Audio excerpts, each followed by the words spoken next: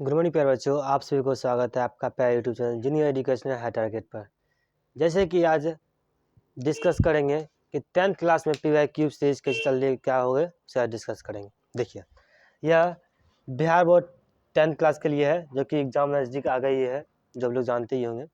देखिए, सभी सब्जेक्ट का कैसे कैसे मतलब एनालिसिस करना है और किस तरह तैयारी करना है। अब लास्ट टाइम आ गया है, एग्ज़ाम टाइम हो गया है कि सर समझ में कुछ नहीं आ रहा है, क्या करें। इसलिए हम एक चीज़ दिखा रहे हैं, देखिए समझिए पहले क्या कर रहे हैं, उससे आपको ये चीज़ रेगुलर चलती रहेगी। ठीक, देखिए सभी सब्जेक्ट का ना one shot revision, objective revision होगा, वन शॉट रिविजन होगा ऑब्जेक्टिव का, जो कि सभी सब्जेक्ट का होगा। जितना भी पूछा गया प्रश्न है PYQ मतलब प्रीवियस ईयर क्वेश्चन में जितना भी पूछा गया क्वेश्चन है वो आपका वन शॉट में ऑब्जेक्टिव में होगा, ऑब्जेक्टिव में होगा। सब्जेक्टिव की बात करेंगे, पहले ऑब्जेक्टिव बात कर लेते हैं। सिर्फ सभी सब्जेक्ट का वन शॉट ऑब्जेक्टिव रिविजन होगा, जितना भी पूछा गया PYQ सीरीज है। ठीक, और सभी सब्जेक्ट का chapter by chapter objective revision one shot में होगा। मतलब जितना भी सब्जेक्ट है, मैथ हो, साइंस हो, SST हो, संस्कृत हो, हिंदी हो, और जो भी है सभी सब्जेक्ट का, ठीक, चैप्टर बाय चैप्टर रिविजन होगा, रिविजन होगा ऑब्जेक्टिव का। और वन शॉट में एक दिन में मान लीजिए को एक दिन में ना 3 से 4 चैप्टर एक दिन में ख़त्म कर देना है, चैप्टर ख़त्म कर देना है। ठीक, और सभी चैप्टर का रिविजन करते हुए, ठीक, और सभी जितना भी सब्जेक्ट है सबको एनालिसिस कर कि कौन ज़्यादा कितना दिन पूछा गया क्वेश्चन है, ये क्वेश्चन आने की संभावना अधिक है कि नहीं है, वो चीज़ देख कर, ठीक, एनालिसिस कर कर तब सभी सब्जेक्ट का सभी सब्जेक्ट का 5 सेट बनाएंगे। ठीक, 5 सेट क्वेश्चन बनाएंगे, जो कि क्वेश्चन प्रैक्टिस करने के लगाएंगे, उससे सभी क्वेश्चन जो कि आने वाली की संभावना अधिक हो।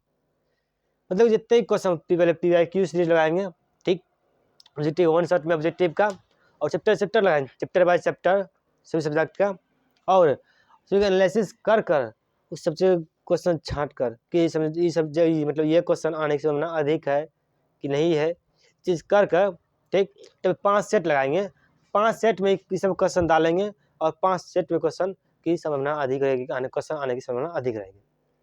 अब आती है सब्जेक्टिव बात। देखिए, सब्जेक्टिव पहले मैथ की बात करते हैं। सब्जेक्टिव का सब्जेक्टिव पहले तो आपको प्रैक्टिस करना पड़ता है। ठीक, मैथ में तो अधिक से अधिक प्रैक्टिस करना पड़ेगा, इसमें नहीं कि रट का आप पास कर सकते हैं, मैथ तो रटने वाली चीज़ है नहीं, पहली बात। ठीक, आप मैथ को जितना जितना हो सकता है आप प्रैक्टिस कीजिए। ठीक, और SST साइंस में जो होता है, SST साइंस में देखिए, SST साइंस के बाद कितना रटिएगा, बहुत सारा क्वेश्चन है, बहुत सारे सब्जेक्टिव क्वेश्चन है, कितना रट नहीं पाइएगा क्वेश्चन। इसलिए आपको जो चीज़ पढ़ाया जा रहा है, ठीक, जिसको मेन पॉइंट को, जो कि मेन पॉइंट किस पॉइंट से रिलेटेड है ये, उस चीज़ को आप एनालिसिस कीजिए।